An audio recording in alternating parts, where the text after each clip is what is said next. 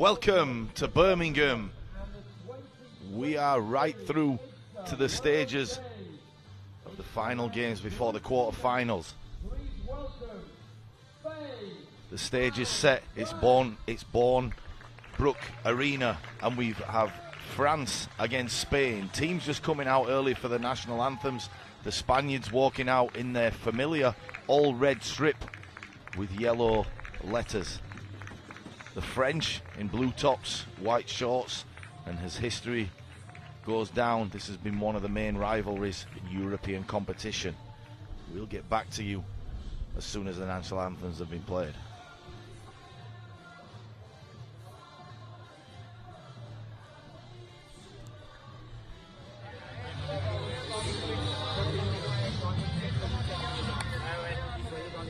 Please rise if you are able for the national anthem of Spain.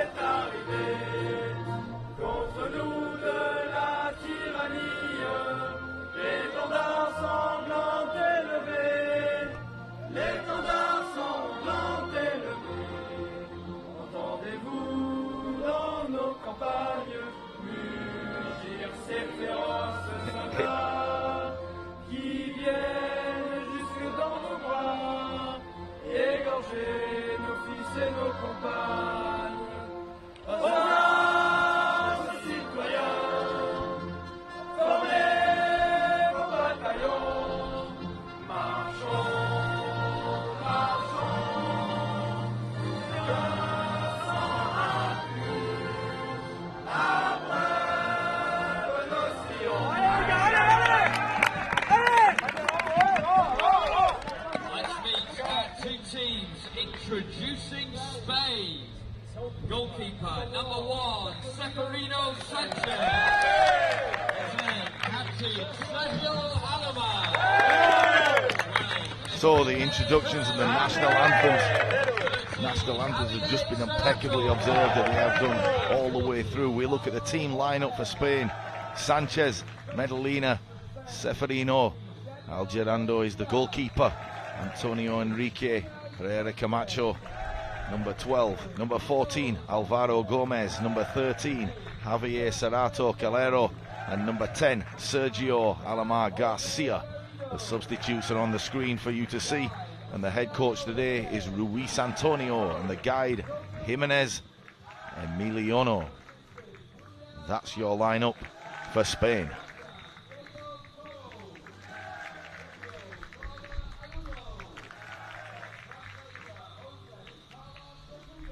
Moving on to the away team for France, number 16, Benoit Rivals, Cheverou de Monlay, he's the goalkeeper. Number 10, Frederic Villarou. Number 8, Yvan Wounje Kepmegni. And I'm very, very proud of myself that I could pronounce that. Number 4 is Mikel Miguez. Number 6, Martin Baron. The substitutes, Hakim Erezki, Babacar Niang, Khalifa Yume, Ahmed Tiadante Diakite. Head coach, Toussaint Akpewe.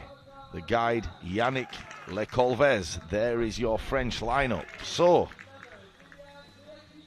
Spain and France, traditionally great rivalry in sport, and no one knows more about rivalry than the man sat alongside me, former England player and now a top referee within the sport. Welcome once again, Mr. Dixie Dean. Yeah, good afternoon, everyone. This is going to be a cracking game, this, I'll tell you.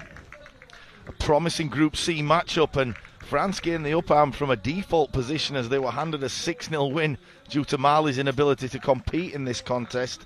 Conversely, in the first game, Spain couldn't have got off to a worse start as they went down 3-0 against the Colombians. But, however, Spain were also gifted the 6-0 result against Mali, and we have a situation where if France draw, that will basically do it for their hopes of that second spot. However, they still have a chance if they can win by 3 or more clear goals to gain that top spot. How do you see their chances, Dixie, today?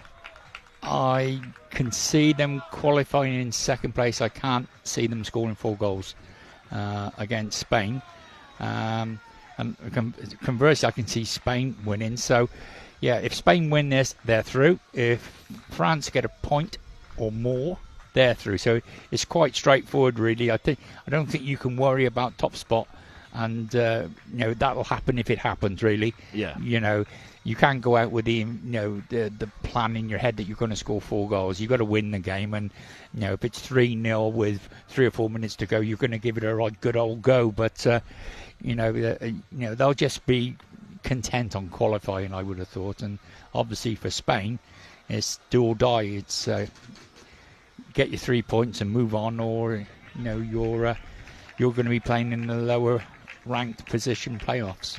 It is, and the referees are just having the final preparations. They've spoken to both captains at the centre circle, and the Spanish team, 3 of their players are on this beautiful green field. The temperature is slightly less than it was this morning. The sun has just gone in for now, which is quite good for these players, as it would have been baking heat as it was for the women's game this morning. But I'm pleased to let you know that all Dixie Dean's predictions this morning came true. And in the women's game, he was absolutely spot on. So I'm going to ask you right now, Dixie, who you going with, Spain or France? Oh, you always put me on the spot, yeah. I'm going to go for France, marginally, and it is marginally. Okay. Well, I'm a bit of a, a bit of a believer in what's meant to be, and I think Spain, who reluctantly, I'll say this, defeated England in the Women's World Cup today. I think there's some more success up their sleeve today on this pitch. So I'll go with Spain, Dixie, and we'll see who comes out the winner. Mine's a pint of Guinness. Yeah. So France will kick off. France will be kicking left to right. France in the blue shirts, white shorts and blue socks. Spain will be going right to left. Spain in the familiar all red with the yellow numbers. Time to kick off. Let's see who can go for that second place, and the place in a quarterfinals beckons. Yeah, Spain are very much in transition at the moment. 5 years ago, if you'd have said to me who's the best team in Europe, I would have said Spain, and have been for 20 years. They were really unfortunate. They had a crop of players through in the early noughties, and they were excellent. They used to win all the championships around Europe. But they all got old together, and they're sort of starting again and rebuilding their side. So I'm glad I didn't tell you that before I predicted the score prediction. But they're very much in transition at the moment. So they're getting better, and as time goes on, I'm sure they'll try and reclaim their top spot in Europe. Yeah. Well, you have all the inside info, Dixie, which is good to have. But speaking of getting older together, feels like on our third game we're doing just that at the moment. So let's keep our concentration on what proves to be a very perennial matchup in 2 European powerhouses of the game. Game is going to start in approximately 10 or 15 seconds. It's 15 minutes on the clock for the opening first half, and France will kick off left to right.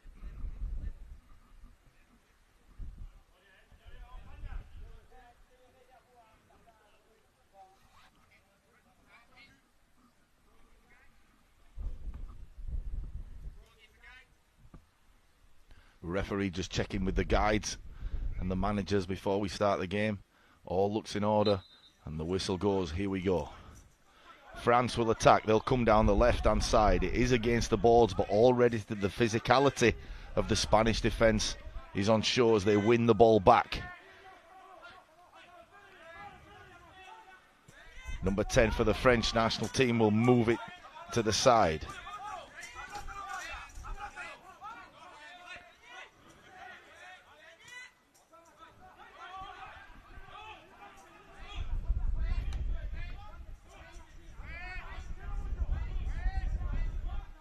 The ball is once again on the boards on the left-hand side. It comes in field to that golden era that you were discussing this morning, Dixie, about where is the best shooting possibility, and the Spaniards being pinned back and look like a clear foul, but play on an advantage played, and already much more physical than we had this morning, Dixie.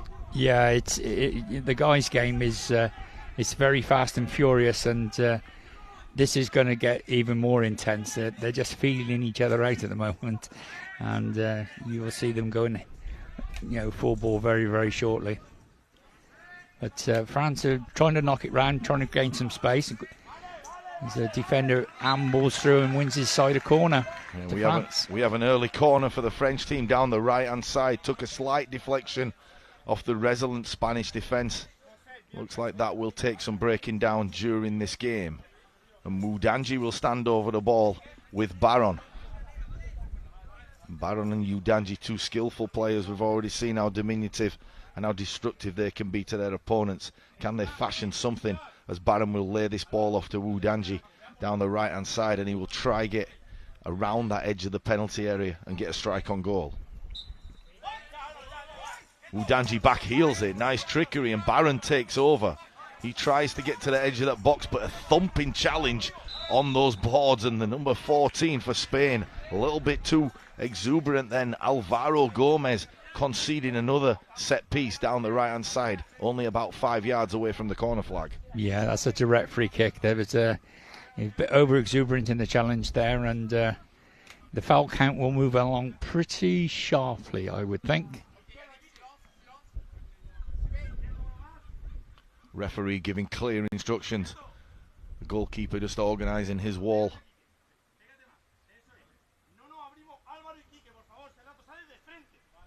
And like you said earlier, very, very good at communicating, this goalkeeper, Seferino Sanchez. One of the reasons Spain are as formidable as they are. Yeah, he can get rather excitable. Once again, Dixie Dean putting things very diplomatically. Udanji fell over, tried to take the ball into the middle. The number 8 came unstuck, and it gives a chance for Spain to break.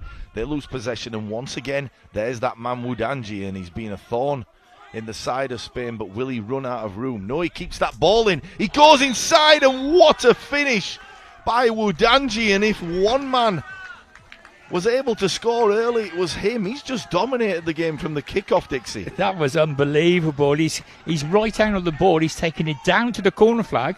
Then he's come along the goal line. Oh, he could have gone out to play at any time. And then as he's come into the penalty box, he's just drawn it back out and slipped it under the goalkeeper. And many players you'd have seen run that ball out, but look at the balance. And look how he comes in and just slots it past that goalkeeper. And oh, my word. We just saw how excited the management were for him as he went over to celebrate that goal. What an individual goal by Ivan Udanji. The goalkeeper sees that back tonight. He's not going to be very happy at all. Yeah, he should have done a lot better there. So, 13 minutes left in this first half, just under 2 minutes played, and France lead the Spaniards 1-0. But back on the attack of the Spanish team, and now the ball is down the other end. A free-flowing game as it's near the corner flag, deep into French territory. However, France will pick this ball up and come out with it. Good dribbling skill by the central defender for France.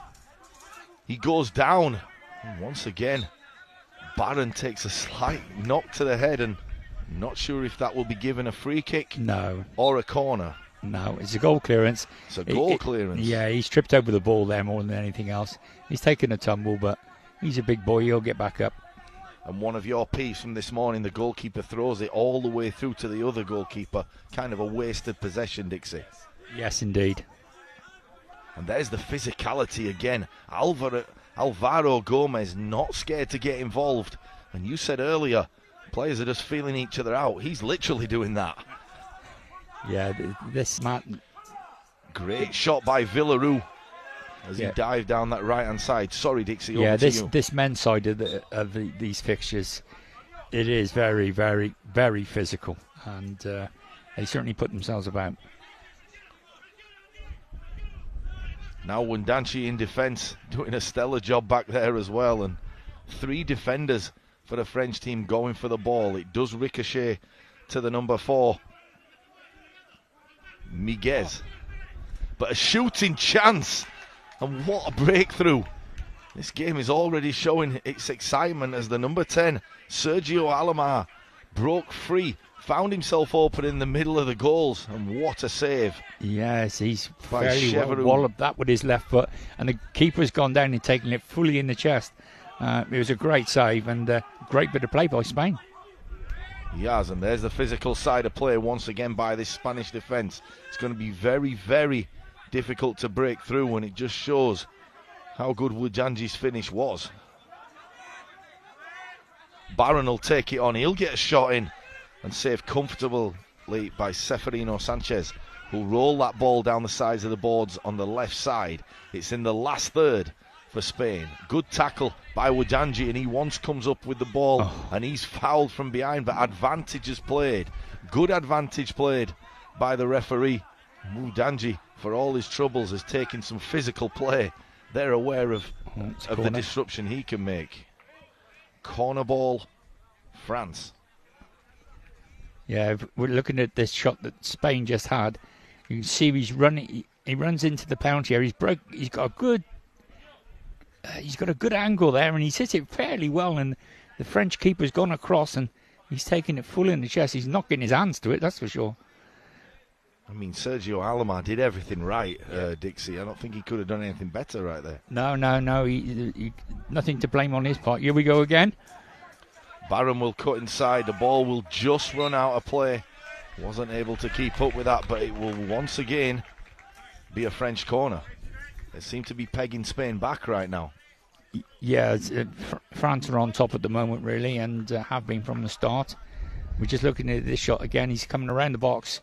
Yeah, it was an easy save from the keeper. But good start by France. Wudanji and Barron once again over the ball.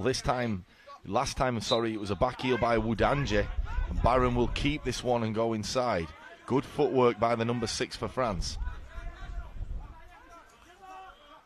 The number 30. Oh, what a goal by Barron! And this French team is having their way. What an extraordinary finish. Seemed to come out of nowhere. It took us by surprise, Dixie. Yes. I thought at first when I saw it ripple the net, I thought it was the outside of the net it rippled, but he's managed to get it inside the near post somewhere, quite high up. He's coming across. He's right on the attacking third. He's coming across, and bang! Pick that out. Yeah, no chance for the keeper, and we are stunned here. 2-0 inside of the first 5 minutes. At this Bombrook Arena, what a start. Yeah, it's a great start. So perhaps that 4-goal target is not beyond them. It's not. And you did you go for France? You did. I went for France. Yes, you did. But to be fair to you, I went for France marginally. That's been very kind, Dixie.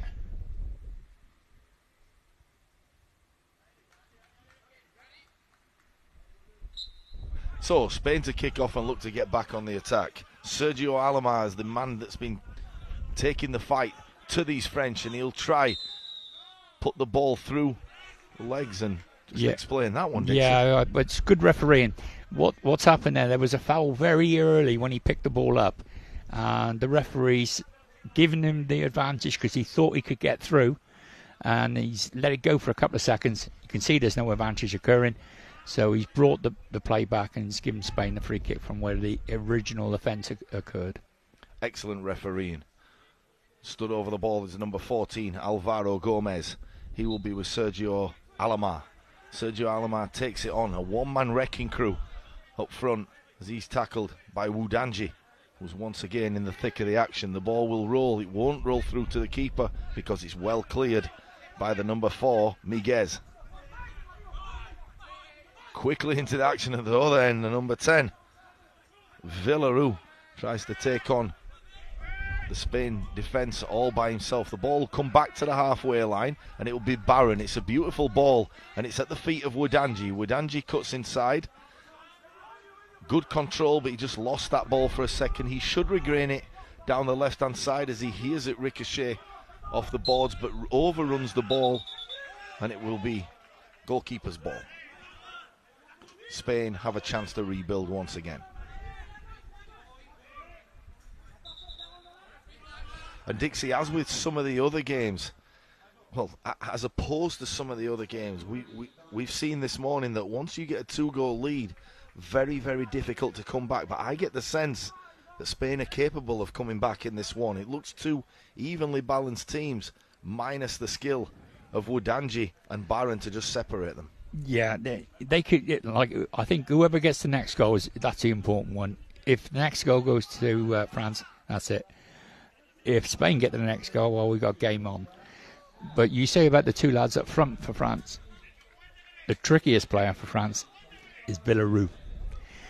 And he hasn't started yet. So I fear for France when he gets going, because he scored one of the best goals of blind football I've ever seen. I think it was on Thursday, and I think it was against Colombia.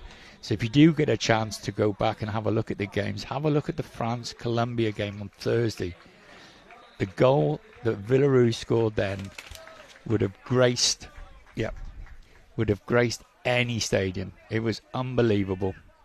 And Villaroo has already shown his promise, playing up front at times. Yume has entered the game, number 9 for the French team, but Villaroo has burst into the box a couple of times, but he's not been the focal point because he's been overshadowed by Barron, who's been an exceptional player. But Villaroo looks to tackle back there, and he does so. So good defensive work by the number 10, who you just mentioned. Spain will enter the final third. They'll go inside the box, and with that man, Alamar once again, and Sergio just loses his footing.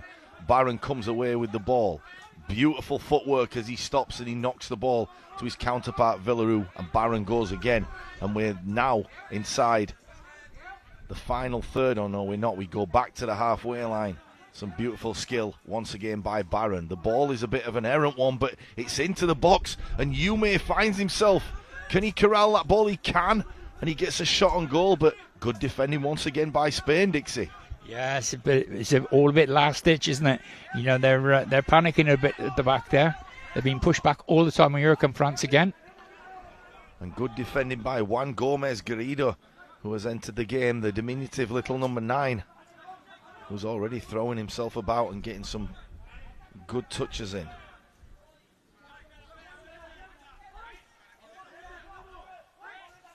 Khalifa Yume, he's already a problem up front, the number 9.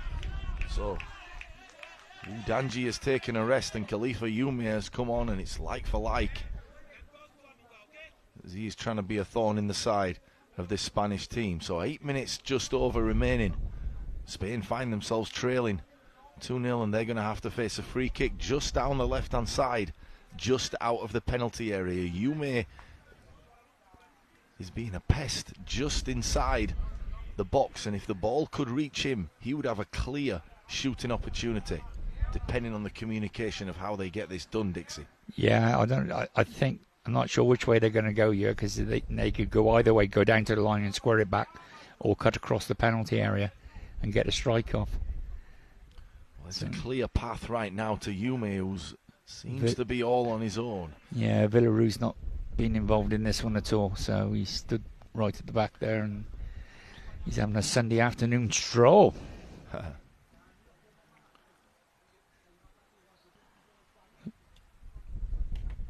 We're still waiting for the referees to give the go ahead.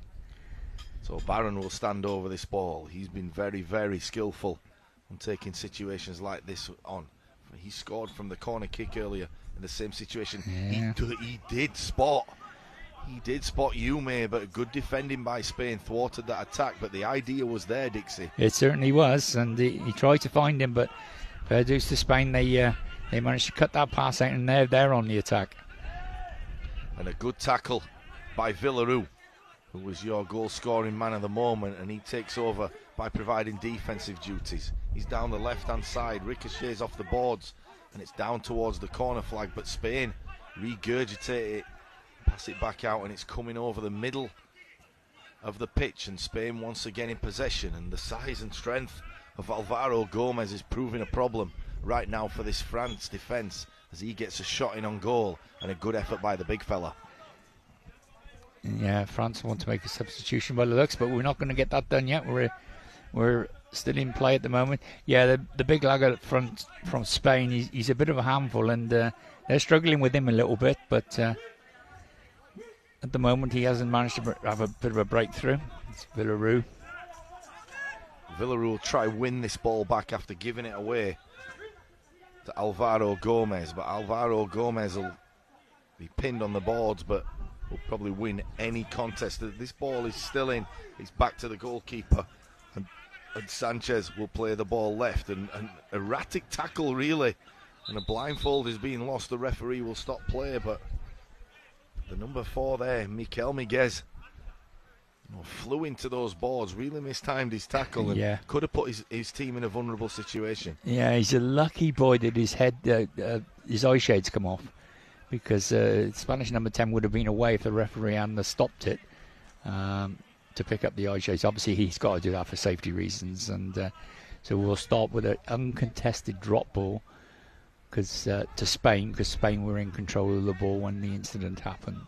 And that will be taken on by Garrido as he stands over the ball, the Spanish number 9, just around the halfway line on the left-hand side, about 2 meters away from the boards. The referee just coming to have a word with Garrido.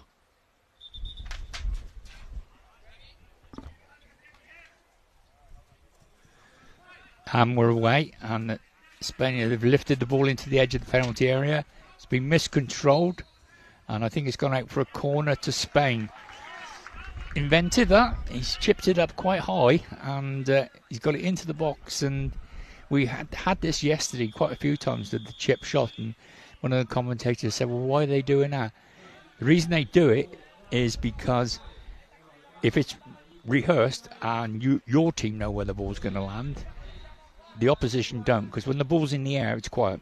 There's no noise coming from it. So if you lift the ball up in the air and you know where it's going to land, you've obviously got a massive advantage over the opposition. So that's the reason they do it. We've got a substitution taking place now. Number 9 for France is going off, and I can't see his number. Wu Danji will enter the game. So Wu Danji, the number 8, will replace the number 9. Very well explained there, Dixie. Subtleties of this game. And the tactics come into play so much. And going into the box. Should have gone down. Straight away, no regard for human life, really, as he set off. And Sergio Alomar, one-man wrecking crew, decided to just take that French team on and nearly came up with a shooting opportunity. He might get a second chance as he goes down the right-hand side and fashions a shot. And what beautiful, single-handedly taking this Spanish team on his shoulders. Yeah, it's great work from him, and just unfortunately he didn't really make good contact with the ball for the shot, but still on target and forced to save. And Barron is on that ball, and he fashions himself a shot, and I love how Barron can go right to left and come straight back as the ball goes right back to Alomar. He takes it on, and he's more than capable of upsetting the French defence, and all they can do is foul him down that left-hand side, and within the penalty area, about 5 meters out on that left side, it will be a Spain free kick. Yeah, he's just taking his foot away from him. The French team are struggling to get hold of him a little bit. He's a lively character, and he's doing really well for Spain. So a little bit of a mirrored action as the French had earlier on that free kick. They do have a player over to Spain in Garrido. He's the sole striker. We're on the right side of the penalty area. Yeah, be interesting. And if Sergio Alomar is aware of this, sorry Dixie, no, maybe have to fashion a strike. Yeah, be interesting to see what they do here. I think I got the idea that he's just going to touch it, and he's going to go to the right and unleash a massive shot and try and get it round the wall. Well, let's see if you'll be wrong. Well, let's see if you're not wrong again, Dixie. Alvaro Gomez will pass the ball. Sergio Alomar will look to shoot on sight. We think. Yep. Good advice from the guy, and he does, and he takes a shot, but for once... It's a corner. It's got a deflection on the way through. Got a deflection. Good spot there, Dixie. It looked from where I was sat like it just cannoned off his right foot and went out a bit like playing golf and hitting the ball with the heel of the club. It just flew out right. Yeah, it was definitely a 4, wasn't it? Yeah, it was. It was, but as you say, took a deflection off the French defence. There's a bit of argy-bargy going on in the defensive French wall there with the big number 14 with Spain.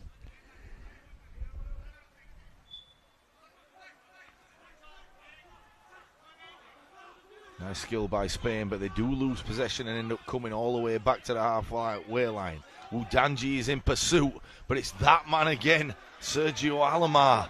Yeah. He is really, really giving it up for his side. Yeah, he's gone a long, long way back there to get some space. Oh, beautiful back heel by Barron, and Villaroo may pick this one up. It would be nice to see one of those exquisite goals you were talking about, Dixie, from him, but a beautiful ball as he switches it out to Udanji. Udanji will pick the ball up, maybe try use his skill to beat the bigger player, but a good tackle by Sergio Alomar, and he'll be one-on-one, but he's fouled by Udanji, and looked like a bad tackle, but just two competitors at elite level going at it. Yes, yeah. He knew what he was doing, and he's just tapped his ankles together, and he's brought him down. As the Spanish lad's not injured or anything, so that's foul number 3 against France. So free kick to Spain, just on the edge of the third.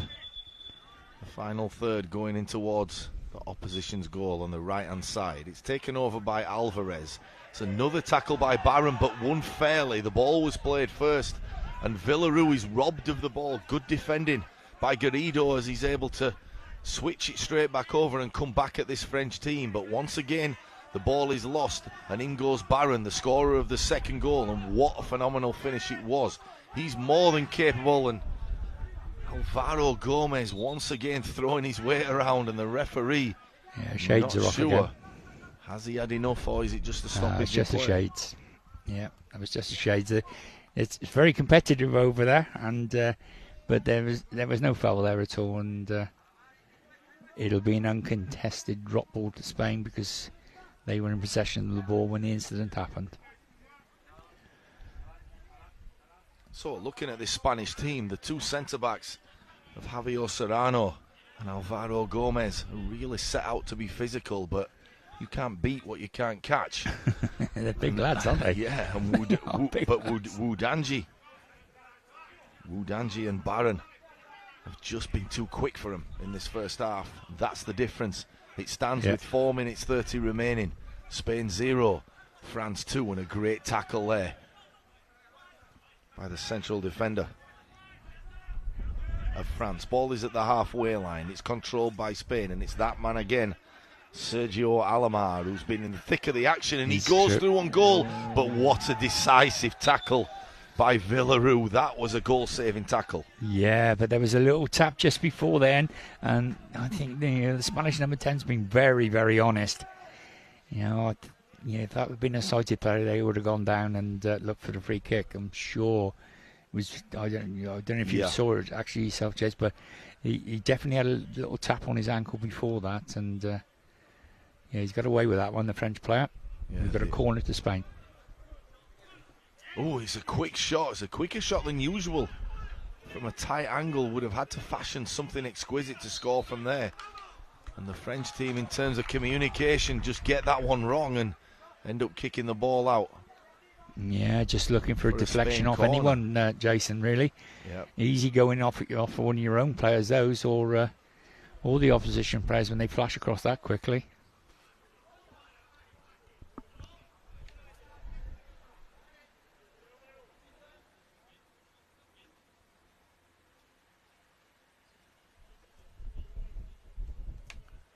So it's a Spain corner, and with under 5 minutes left in this first half, they really need to strike back before the interval. It's that man again as he loses possession. Sergio Alomar trying to take the fight once more to Spain, but it comes to the feet of Udanji. He's been nothing short of magnificent, and he's going all the way through, but a collision, and someone you don't want to run into. Javier Serrano, who just says, none shall pass. Yeah, Brick and Aute spring to mind, doesn't it? And the ball is quickly down the other end, The ball is quickly down the other end, and it's a corner to Spain. Sergio Alomar fights once again. And like you say, it's a Spanish corner down the left-hand side. But yeah, Sergio Alomar really said, I've had enough of you, Udanji, running through on goal. I'm just going to put a stop to that for right now. And not today, little fella. Yeah, it was some sort of challenge. It's, Spanish centre forward is just readjusting his laces, and when you're ready to go again, which is good. We got 3.5 minutes to go, I think, 3:40.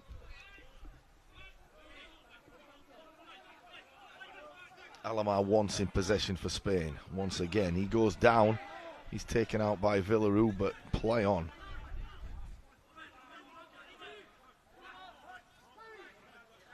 Number 4, Miguez takes it on, and he's deep into the French territory. He goes into the final third, and he's stopped once again by the Twin Towers, but he just couldn't get around the big number 14. Just couldn't, but a wasted throw by the Spanish keeper, and puts his team in a bad position as Barron goes through, and he has a sight to score. Can he? He nearly turned that corner, and that would have been promising, I'm sure, Dixie. Yeah, we're on the go again. It's gone all the way through to the French keeper, and he's bowled it out down the left-hand side. Udanji comes down the left-hand side, shows how two-footed he is, and gets a strike in, and that is a good save by Sanchez. Yeah, it was a great save with the goalkeeper's feet, and saved his team there. Barron piling the pressure on, he drags it back, he's a little bit too quick, and once again Sanchez is the man of the moment, who makes 2 key saves to keep his team within this game. He'll throw the ball out, and that one should be controlled by the impressive Alomar. He goes inside, he has a chance to score, and somehow that ball did not go in. Please explain that one to me, Dixie. Yeah, he's given the keeper the eyes there, and the keeper's stood up, and he was really, really strong, and he's managed to get a hand on it, and we'll just look at it again. His entry into the penalty was tremendous, and he's let fly, and the keeper's caught it on his knee and his hand. He's gone down, and he's managed to trap the ball between his knee and the hand. It's a fabulous save by the French keeper. It is. Has he got a left hand to it somehow? Barron will go inside. He'll knock it back. Possession game now for the French, as Villarreal is in the centre circle, and he has time to pick out Barron, who'll go down this right-hand side. He tries to knock it across, but once again, the absolute there was colossal Alvaro Gomez wins his team a free kick, and Spain have the chance to go forward. Good resolute play by the central defender. Yeah, that was a foul by Villarreal. There is the Spanish lads going full ball, and Villarreal's not said voy. And voy, you have to say voy. If you're going to tackle someone, you have to say voy. And that's the international word, and it's a Spanish word. It's I'm go. It means I'm here, go around me. And the Spanish lad, he's a big lad, and he didn't go around him at all. He went straight through him. But that wasn't his fault. That was Villarreal's fault for not indicating he was there. And now that puts France on 4 fouls. So if they get another one, we're going to have an 8-metre penalty. Could have that have been a free kick? They want one. The Spanish team definitely want one. They'll be asking for everything. Oh, for sure. But Villarreal will take it back at them. He's in the final third. But once again, that solid defence of Spain stands firm. Still going. Villarreal takes it on, and he's nutmegged the goal. He's nutmegged the central defender. And another save.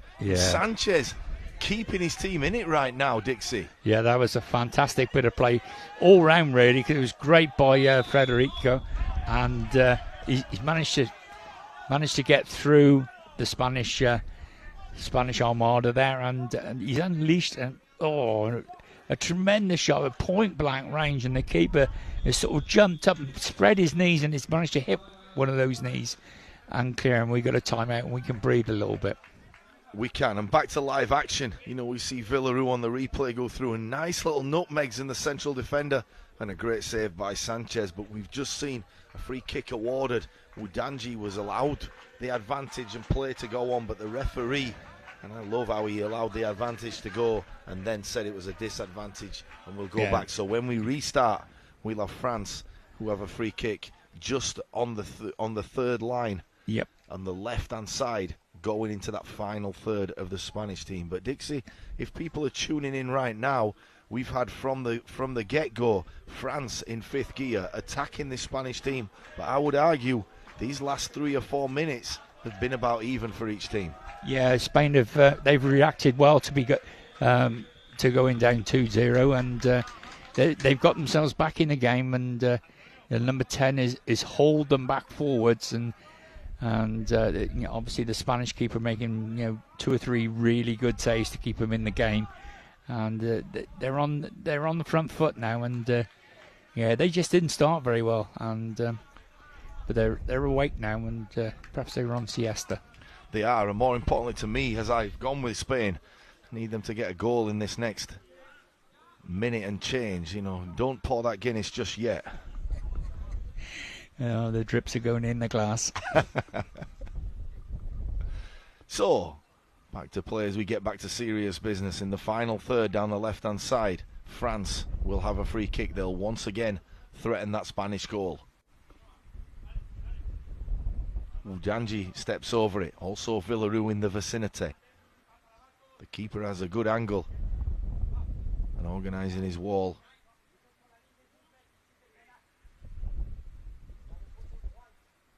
The guy just tapping the post to alert the players where that goal is. Extraordinary way of working, and communication paramount to any success of any team. Udanji will take it on. He'll try square it, but the Spain defence is once there, and that's a bad tackle by Udanji. Looked like a foul. There's a bit of a coming together there, but the referees are happy with it. So it was. And Sergio Alomar would have broke free, and Spanish management team are not happy with that. Once again, a good tackle by the Spain defence, but the question is, did he shout voy? Yeah, I think that's what the Spanish are saying that they did, and the referee saying no, you didn't. But obviously, because France have conceded 4 fouls already, every decision that's close to being a free kick against France, they're going to be up in the air, jumping up in the air. They'll want that free kick to give them that 8-metre penalty, which will bring them back into the game before half time. It will, but at 52 seconds left, the question is, does that reset at half time? It does. And it does. Yeah.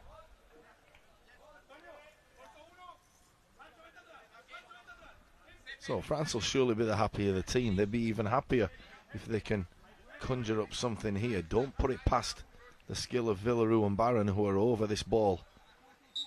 About a metre out of the last third. But Villaroo they're going to kill the game. Play a possession game, and he'll keep that ball. We'll go back towards his own goal, and what skill by the number 10. He just seems to have that ball on a string. But the opposing number 10, Sergio Alomar, says, look what I found, as he takes that ball in towards the goal of France. He comes up short, and Udanji, no better player to relieve that pressure and take it down the sideline. He'll go down the left-hand side of the boards. Good tackle by Garrido as he stops him in his tracks. And the ball goes back with Spain. It just goes over the halfway line. There you go. No. Surprised. Yeah, I thought he was clipped there, but perhaps not. Yeah, it looked like it to me. It didn't look like he gained an advantage, as the clock will expire. Yeah. And that's time for half time. But there's been a few hotly contested decisions, Dixie, and I know you need no invitation on weighing in on this subject, but what do you think of those little moments that Spain could have gained an advantage and nothing was blown? Well, we'll just look at these first, and some of the highlights of that first half and of the couple of goals, and I will duly consider your question, Jason. Yeah, it's great. He's gone right to the byline, brought it along, and just popped it through the goalkeeper's legs. Oh, he's not going to be happy with that, is he? He's not, and it seems like an eternity ago because Wudanji, seemed to have about 3 minutes when he kept doing that, but so much has gone on since then. Seems like yesterday that goal was scored, but be fresh in the minds of this Spanish team, and what skillful play. It's a great run. Oh, yeah, see you later. I think it actually went through the legs of the keeper. Yeah, it did. But here was the goal from Barron's corner. He came infield and went back right, and it was just majestic. And what a finish into the roof of the net. No keeper in the world is stopping that one. No, we're in a good we're in a good position here, aren't we? Because we're so close to the pitch, and we can see the velocity of the ball when it's leaving their foot. And these lads are really, really caning the ball. Yeah, the screen doesn't do it as much justice as we can see how fast that ball is flying. Yeah. And how fast these players are actually moving. Yeah, the other day when we had one fly into you and the screen in front of us flew over our heads. It took full force of the ball. But still, 2-0 to France. So yeah, and that will wrap it up for the first half. We'll come back to you. 15 minutes left to play. The question is, can Spain fashion some sort of onslaught and get back into this team? But right now, Dixie's predictions are coming true. It's Spain 0, France 2. We'll see you in a few moments. It's fast, technical and tense. This is your guide to five-a-side football. There are 5 players per team, 4 outfield players and a goalkeeper. The aim of the sport is to score a goal by kicking the ball into your opponent's goal, and at the end of the game, whoever scored the most wins. Players must wear eye shades to ensure that all players have the same level of vision. That is apart from the goalkeepers, who aren't required to wear eye shades and can be fully sighted. Their job is to keep the ball from going in the goal behind them. But how do the players on the field know where the ball, or indeed the goal, is? Well, the ball in blind football is specially designed to make sound whenever it moves. Also, each team has a guide behind the opposition goal to help direct them. Each player is required to shout "Voy" when going for the ball. This ensures every player has the cues they need to help build a picture of what's going on and what to do next in defence or attack. To help this, total silence is required from the crowd until a goal goes in. Voy is Spanish for go, and it was the Spanish who were credited with originally developing blind football in the 1920s. As well as the Paralympics, teams from all corners of the world can compete at World, European, Asian, African and America's Championships, as well as a World Grand Prix. Blind football can be played by both men and women, with the historic First Women's World Championships coming up in 2023. So what are you waiting for? Give it a try.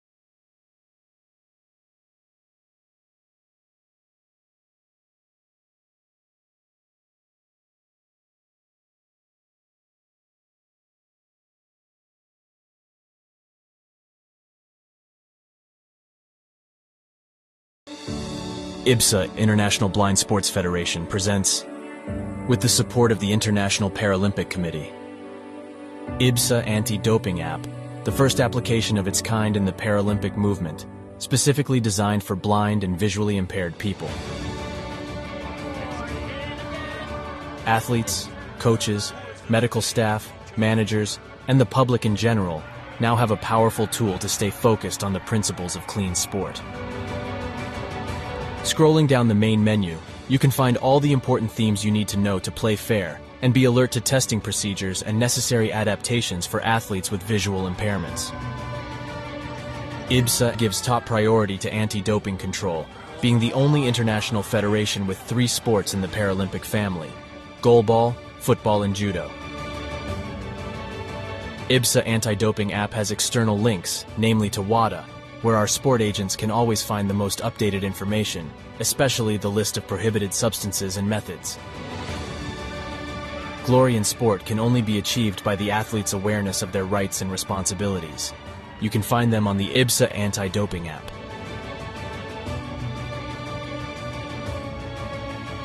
IBSA is continuously promoting anti-doping education to all its affiliate athletes and sport agents, not only about the consequences of the use of doping and the risk of using supplements. IBSA believes that education is the major tool to fight doping in sport. Informed athletes can make better decisions. Download the app now at the usual operating system stores. And ladies and gentlemen, we have seen history being made today. Such a great team at these championships. IBSA. Beyond sight. Feel the sport.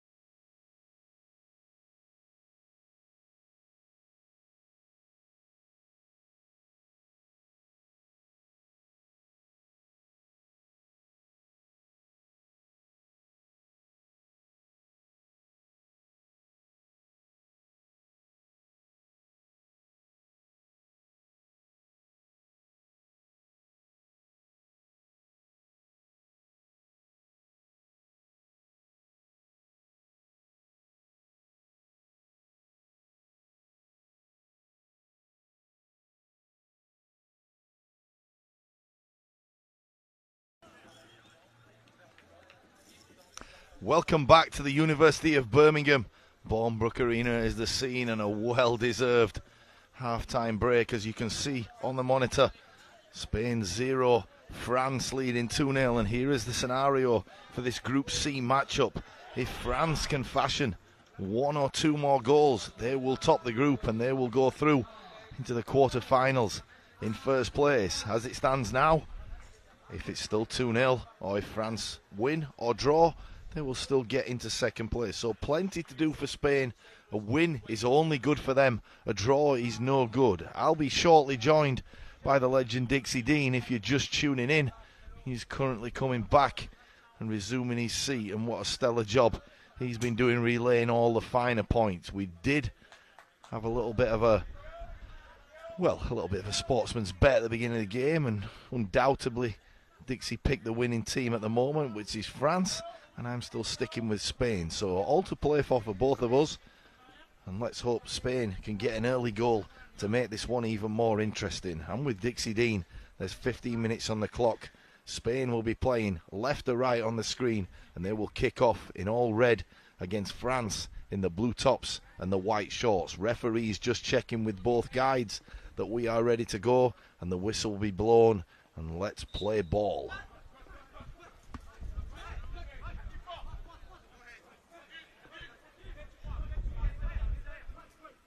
Sergio Alamea has been the danger man for Spain. He takes the ball on, but he's crowded out. And the number 7 for France has a good strike at goal. And Niang Babala let fly there, and the goalkeeper produced a good save, but really tough physical battle already in this second half.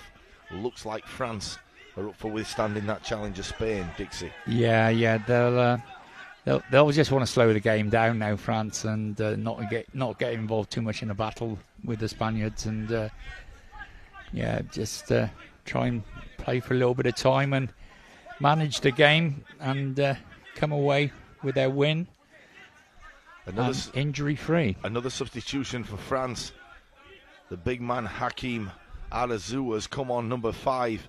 He gains possession, just going into the centre circle, and switches it back to the number 11, who's also a new addition, in Tiadante Diakite.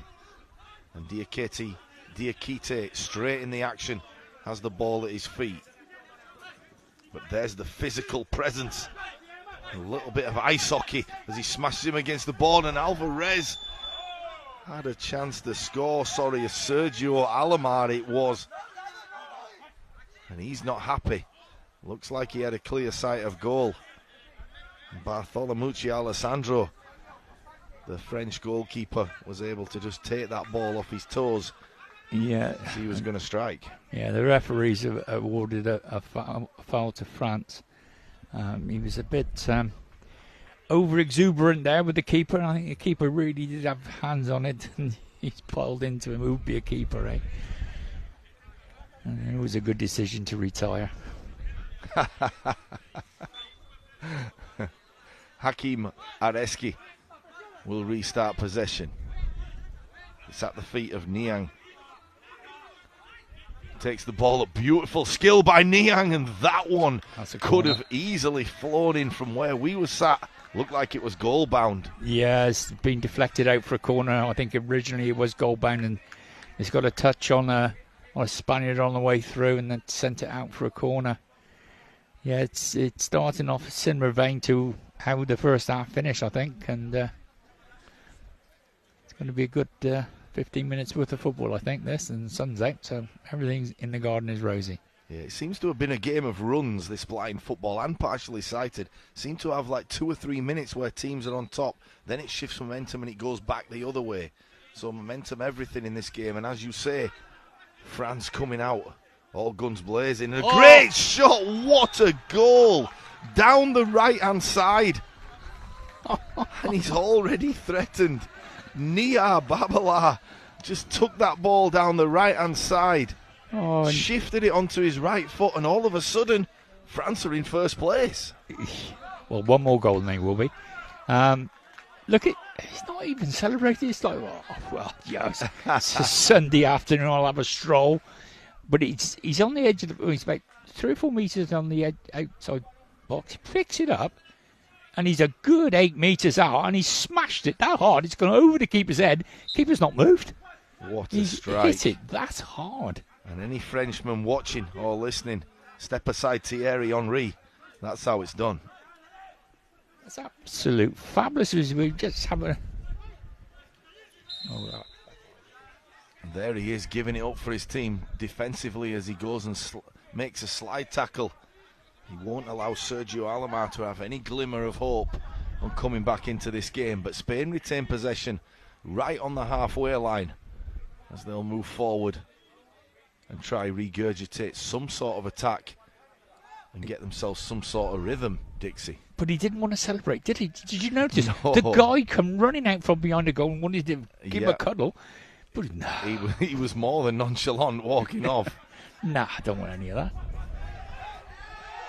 Oh.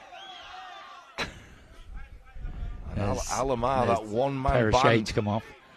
Alomar, that one-man band, but it goes back to Diakite, and he goes through the middle, but another good tackle by the big central defender, Javier Serrano, and this game has been exceptionally physical.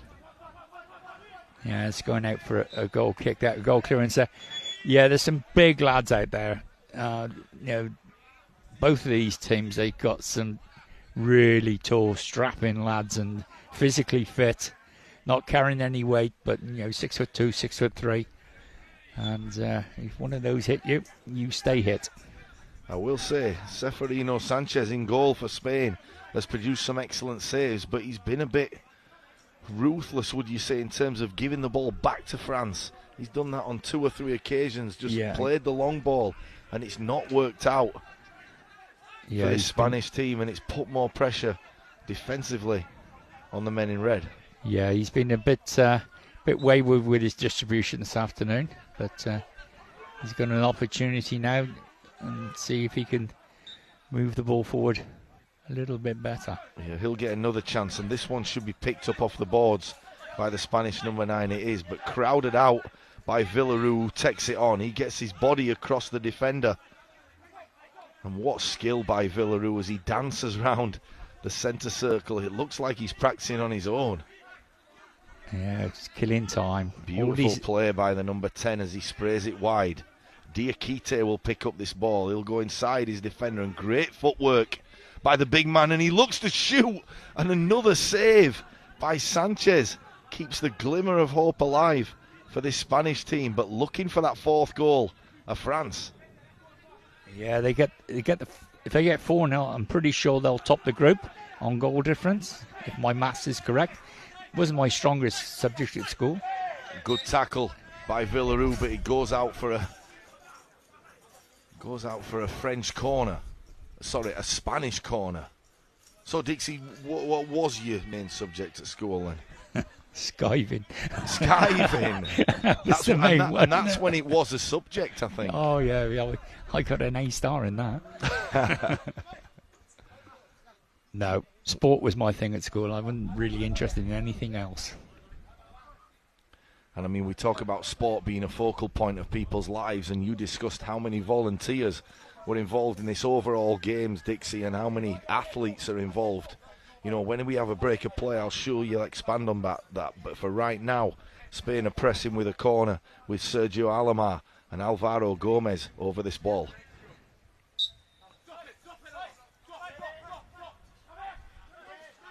Sergio Alomar cuts inside, he goes down the left-hand side, and he has a chance to shoot. He's in on goal, and that is more than that man deserves. Yeah. He's give his all, and he gives Spain a glimmer of hope.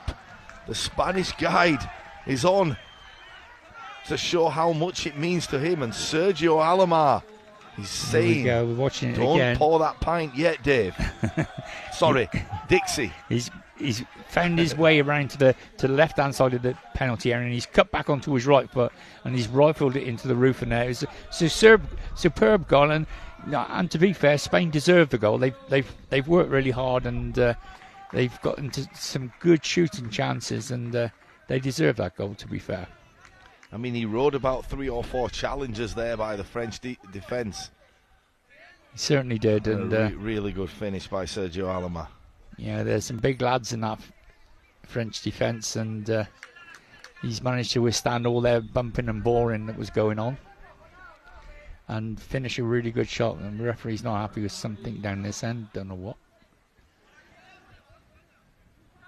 So Niang and Diakite will step over this ball. It's in the centre circle for France to kick off.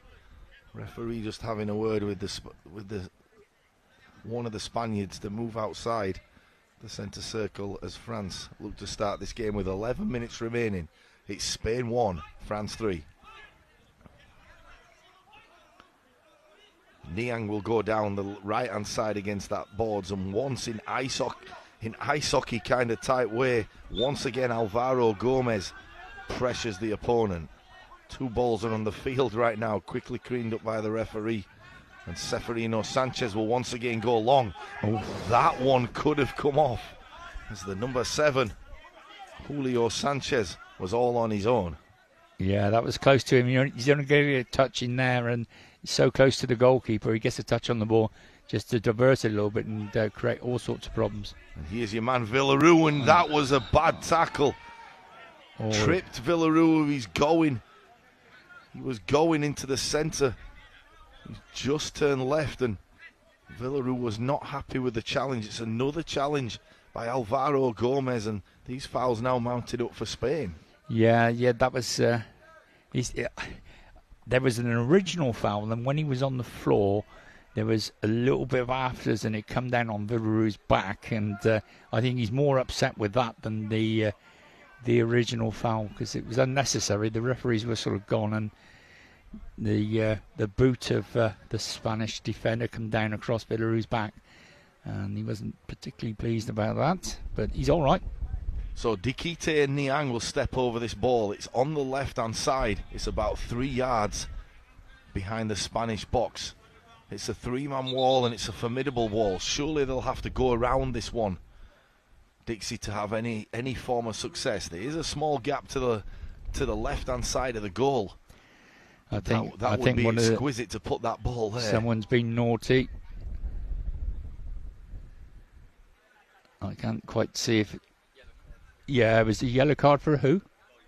It was a yellow card for the guide.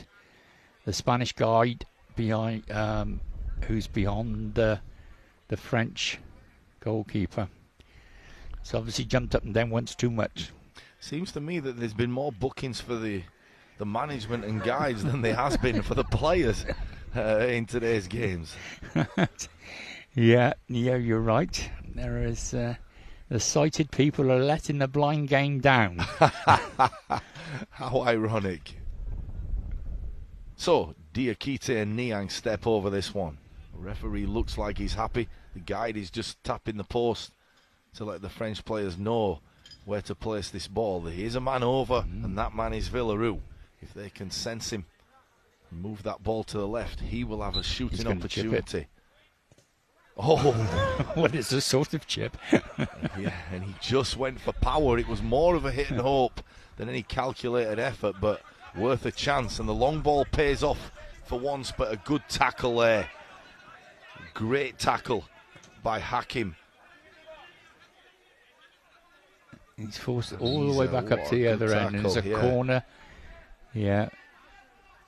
It's a corner to France. If he's won his team that corner, he's gone the whole length of the field applying the pressure. Yeah, and he's forced the Spanish player to put it out over his own goal line. It's a great bit of play, but they always say the best form of a defence is to attack, isn't it? And that's what France are doing. Got 10 minutes to go yet, though. Got a long time to go. Yeah, Areski comes back and takes on defensive responsibilities again. Question is, will he venture into this opposition's box? He's walking forward, and as this ball comes into the centre of the pitch, he may have a chance to score. It's once again Niang and Diakite.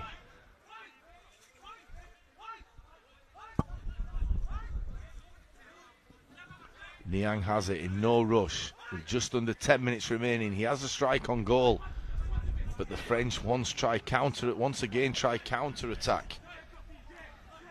The lone man doesn't manage to keep that ball in play, or does he? Yes, he does. Julio Sanchez keeping that ball alive for Spain, and he's kind of taken over the role that Sergio Alomar did in the first half. And the question is, can Sergio Alomar pick up that second ball and fashion an opportunity to cut this deficit to 1? Yeah, there was a bit of a holding by the Spanish lad there, so that's another foul gone against Spain. This is not what they want. There's going to come a stage here that Spain are going to have to commit more men forward. As well as the lad up front is doing for Spain, he really needs support. And if you're going to go out, you may as well go out on a bang rather than a whimper. And that man is Julio Sanchez as he tackles now, and he's doing a great job, but he's just not at that level of Sergio Alomar. And Sergio Alomar can't play everywhere, so the number 10 is playing kind of a midfield role. The ball will be at his feet right now, but he can't also get forward. He just crosses the halfway line. It's a trip by Villaru, as he's giving the Spanish a little bit of a taste of their own medicine right there. As he says, I've had enough of being tripped, I'm going to get my own back. But happy to give away a free kick 5 yards into the French half. Yeah, that's the first one against France in the second half, so they've been quite well disciplined so far. But they can soon rack up, and with these boys hitting it from 8 metres, because they hit it so hard, it makes it very difficult for the goalkeepers to get anything on it, even from 8 yards.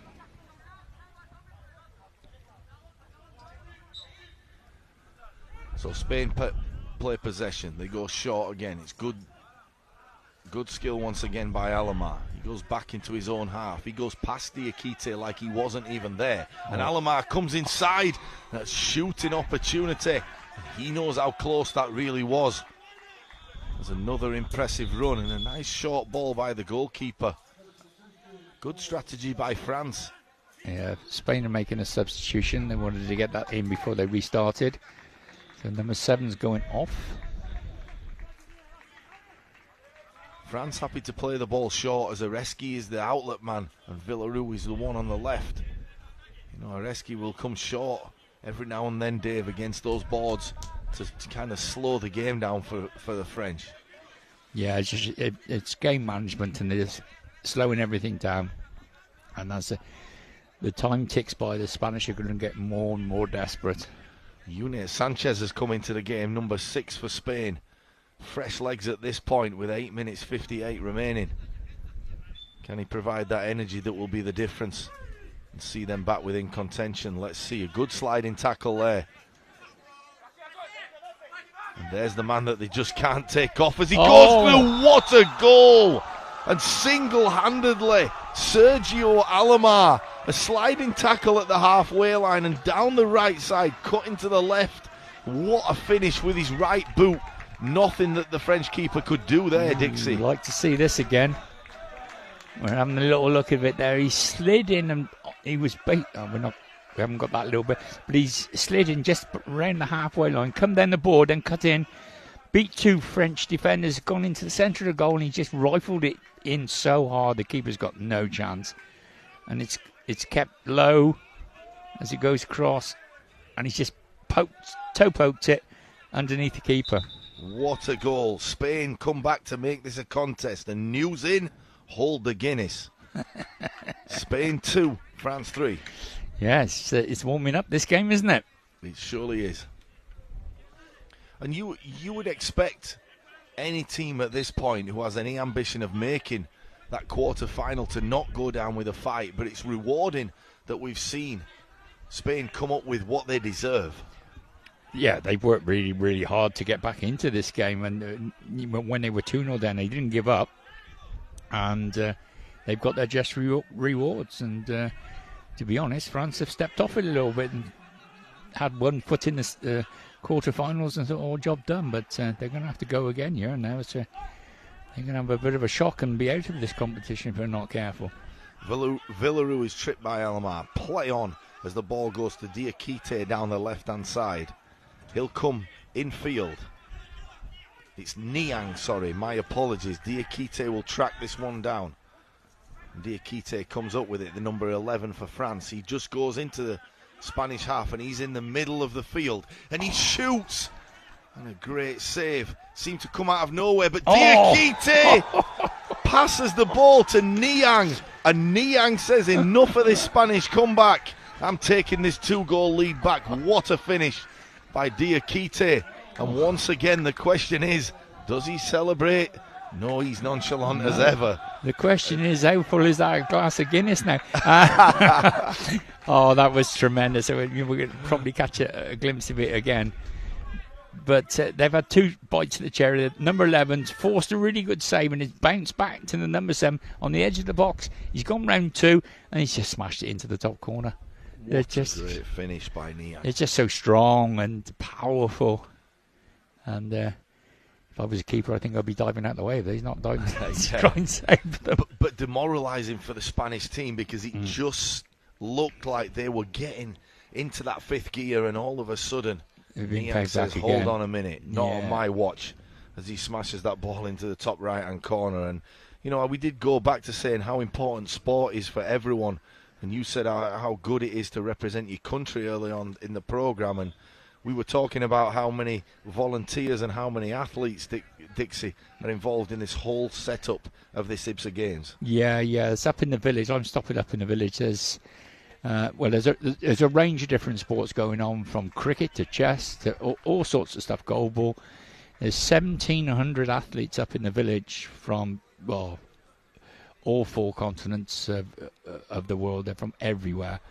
and there's 400 volunteers spread across those locations where the different activities are taking place. And obviously, without those volunteers, we wouldn't have a games, because you couldn't hold something like that, like this, without that number of volunteers. It'd be impossible.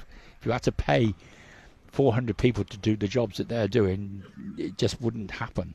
So hats off to all the volunteers. And there's a great atmosphere up in the village, and everyone's mingling in with one another. And I sat down this morning for breakfast at 6:30, and I only thought there was one 6:30 in the day, and I thought that was in the evening. But since I've been here, I've found out that there's two.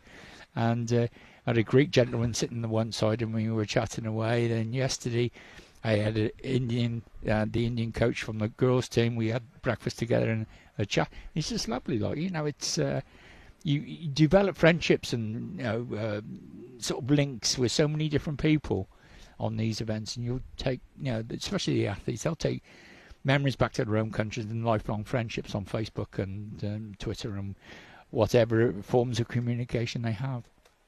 There will, and two things that astound me. The first thing astounds me is, the amount of positivity across the city that this thing has generated. I'm getting my Uber from the accommodation to Walsall yesterday, and the guy was talking about the games. He was talking about the World Games, the blind games, and it just goes to show what strides are being made. And the second thing that astounds me is how many breakfasts have you eaten this week? Dixie, you were just saying, I've had breakfast. I'm sure there was 3 or 4 people you've had breakfast with. You've only been here 2 days. I know. I've been here 8 or 9 days now. Oh, you have? Okay, yeah. I'll let you off. I only have one breakfast each day. Okay. Even though my waistline sometimes thinks I've had 2. No, it's lovely up there, and really nice atmosphere.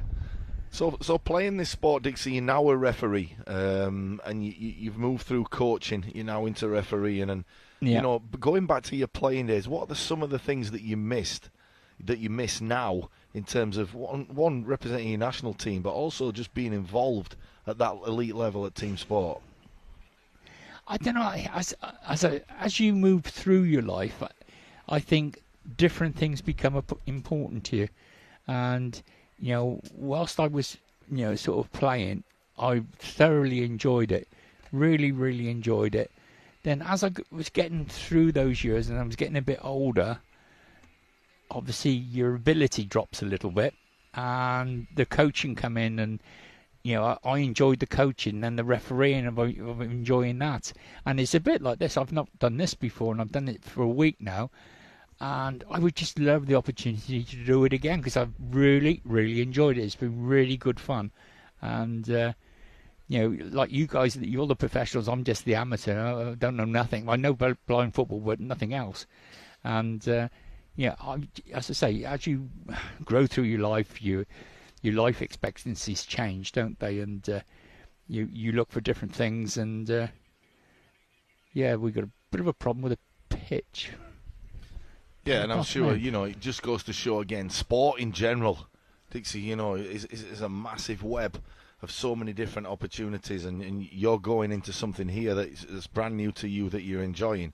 I think you're being very, very humble in saying that, you're an amateur, because, your knowledge and what you've brought to these last few games and these last few days has been exceptional. So It does. Sport is a massive part of people's lives, and it's great to see these blind athletes really, really excelling from all different parts of the world, and what a spectacle it is for blind sport, and just astounding all round. So back to the action here. We've got a little bit of a break in play. It looks like something needs to be sorted out. It's a longer time out than usual. Yeah, Dixie. Doesn't normally happen for this long. They've got a problem with the pitch right down in, all the players are in between us and the far end of the pitch, and there's a problem with the pitch right close to the boards. They've got some like squeegee out there, or I don't know what's happened, but they've been sort of working on the pitch, so hopefully they won't be too long before we get up and running again.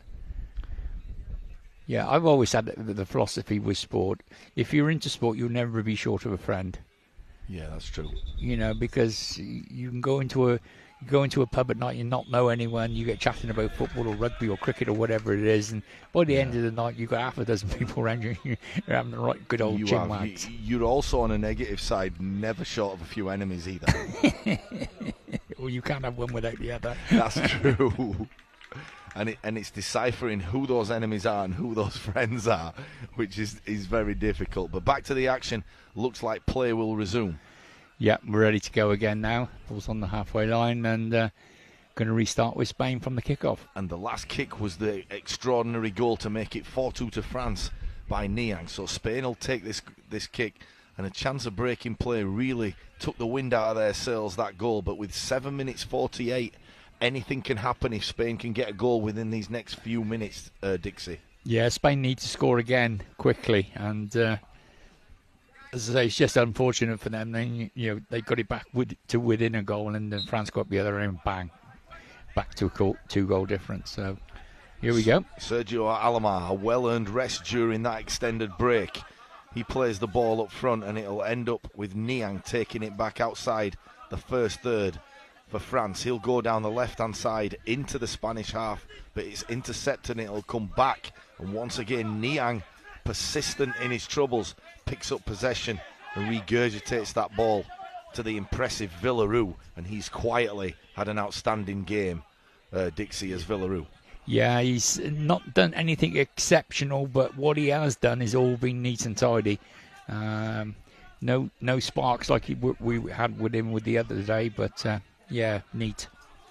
Once again, Diakite and Niang on the attack. I mean, it's the stars of the show in the first half were Barron and Wudanji, and we haven't seen them for a long time. As the ball rolls all the way through to the keeper, and a late challenge as the Spanish keeper wants something happening, but no malice in that one from Areski. Yeah, you mentioned the two that we haven't seen. Just goes to show the depth of their squad, doesn't it? Yeah, it seems like they've got even better in certain areas since those star players have gone off. Here's the star player for Spain. He's on 2 goals and he'll be tackled and earns himself and his team a free kick just inside that final third. But a striking opportunity on the left side, about 1 yard into that final third of the French defence, Dixie. Yeah, it's good chance here for Spain. Very central, and a good opportunity in the foul count ticks round of France. Still only conceded 2, so they're still all right at the moment. But as I say, they can click round really, really quickly if you're sort of defending in numbers and stuff like that. And if it's getting a bit fraught and people start dangling a leg out, it's very easy to give quite a few fouls away quite quickly. The 3-man wall of Villaroo, Diakite and Areski. Niang just to the left. Shooting opportunity here for Sergio Alomar as the guide just lets him know where the posts are. The keeper has sight just through that wall and is able to intercept anything coming his way. But will the power, and will he take a strike from here? I'm sure on 2 goals he fancies moving to his hat-trick and make this one interesting. He'll take it to the right. He fashions and what a save. Yeah, that one was picked out of the air. He's done really well. Had to hang on to that. Alessandro. Yeah, he's hung on to that quite well, and yeah, he's done well there. But French on the attack again. Niang, great back pass there by the Spanish team, and the Spanish goalie taking his time, but Niang once again tested the Spain defence. The ball will be deep into French territory. It's a long outlet pass and it goes back up into the Spanish half. The big fellow will corral that ball. Alvaro Gomez will take it on. He wins that battle, not for the first time today, but loses out the second battle to the impressive Niang. Diakite is in the vicinity. He'll pick up this ball along the right-hand side of the boards and he'll come inside, but blocked out well by probably, you could argue, the man of the match, Sergio Alomar, as he's still keeping going and still believes. Oh, and the ball's loose. And that could have gone anyway. But a good save by the Spanish goalkeeper, and Sergio Alomar picks up that ball. Yeah, just looking at the replay again. It's a great shot by the 11. Keeper's made a fantastic, and it's dribbled out of the penalty area to the 7. And it's because the ball is rolling so slowly, it's not making any noise. And like everyone was sort of putting it in for him, but he's just had a bit of a tumble with the number 11 and got himself a yellow card, the French number 7. Yeah, Niang, unfortunate there. He's been in for all the glory in terms of scoring goals. Picks up a yellow card, but his manager not happy with him, telling him to remain composed. No sign of any let up from the French management on the side right there. He's just going to wander across the other side, isn't he? He's not celebrated a goal. He's not too bothered about getting the booking either. No, he's definitely a poker face guy. You know, it doesn't really show his emotion. And I suppose on an elite stage right here, as the ball goes up once again to Alomar, and he's still weaving and believing as he goes through. That's a corner. The ball will go out for a corner ball. But applying the pressure once again. Sergio Alomar, the number 10 for Spain, causing havoc. A one-man wrecking crew taking the fight. Still to the French with just under 5 minutes remaining. The question is 2 goals an insurmountable task? Well, it's 5 minutes, nearly 5 minutes to go. So, as I say, we're back to that situation again. Whoever gets the next goal, is vitally important. I would like to see Spain take the shackles off now and just unleash 1 or 2 defenders to come and join in a little bit and take a chance, because they keep playing like this and they're not going to win. And sometimes you've got to say, right, it's all bust and get in there. Spain take the corner on the left-hand side. They cross the ball, and it could have gone anyway. It could have been right to the feet of Garrido, but he switches play and comes inside. Good tackle from Niang. Niang on the yellow card has to be careful, but still giving it up for his team and tackling as he breaks away with the ball. It'll go to Villaroo, who's happy to just launch that downfield. And with time remaining, just over 4 minutes, that's where the French want the ball. Diakite tries to go through, ploughed over. Yeah, it's a corner. Very tough challenge by Javier Serrano, and the Spanish defence have done that all game, but it does result once again in a French corner on the right-hand side, Dixie. Yeah, 2 big lads, those, aren't they? Yeah. My word. Yeah, they're both going full bore at it, and it's just dribbled out for a corner, and interesting game this.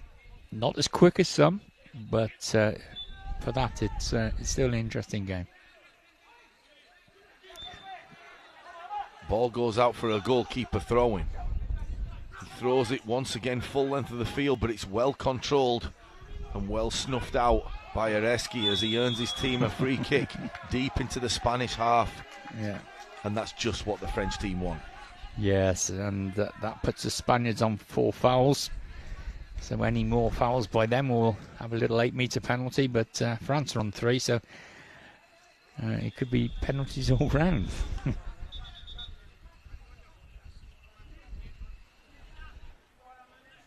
The referee's just indicating to the coach and the goalkeeper, you're on 4 fouls, so any more than you'll be given 8-metre penalties away.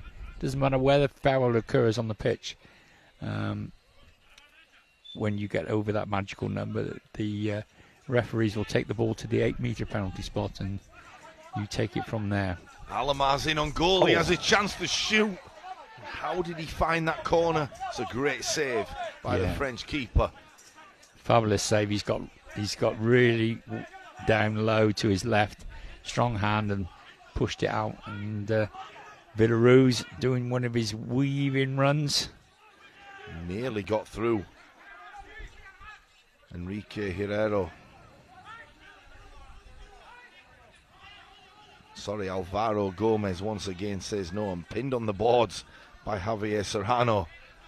Diakite is able to slip free. Doesn't take the ball with him, but comes back. He'll get a second opportunity. as he rides the challenge of Serrano. It's a tough one. Villaroo has the ball down the right-hand side. He'll cut in. There's no fear in this French team as they keep going and going and going against the physicality of these Spaniards.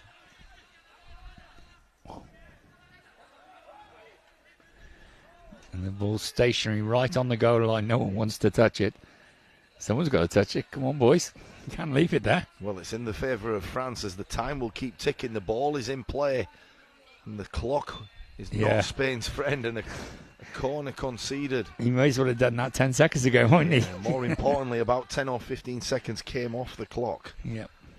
So France deep into Spain territory with a corner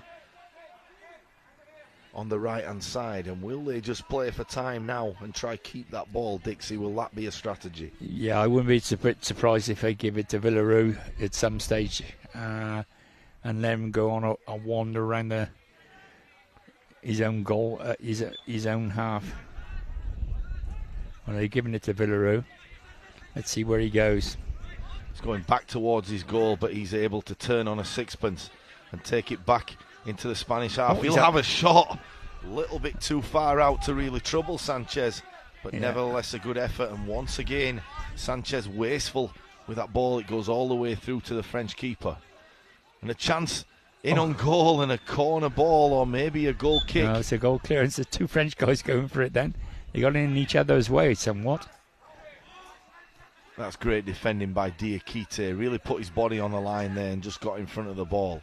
Villaroo will take over as he's done all game. He'll go inside the box, and the French do not seem to get a free kick. But as you say, with those 4 fouls,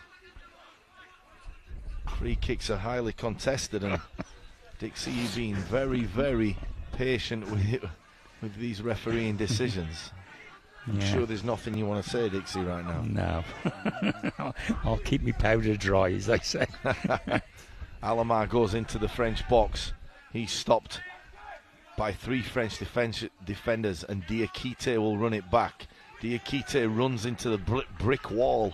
That is Alvaro Gomez, who's been resolute throughout. His team may not finish with a win, but he has definitely been a competitor in this one. Oh, he's worked extremely hard at the back there.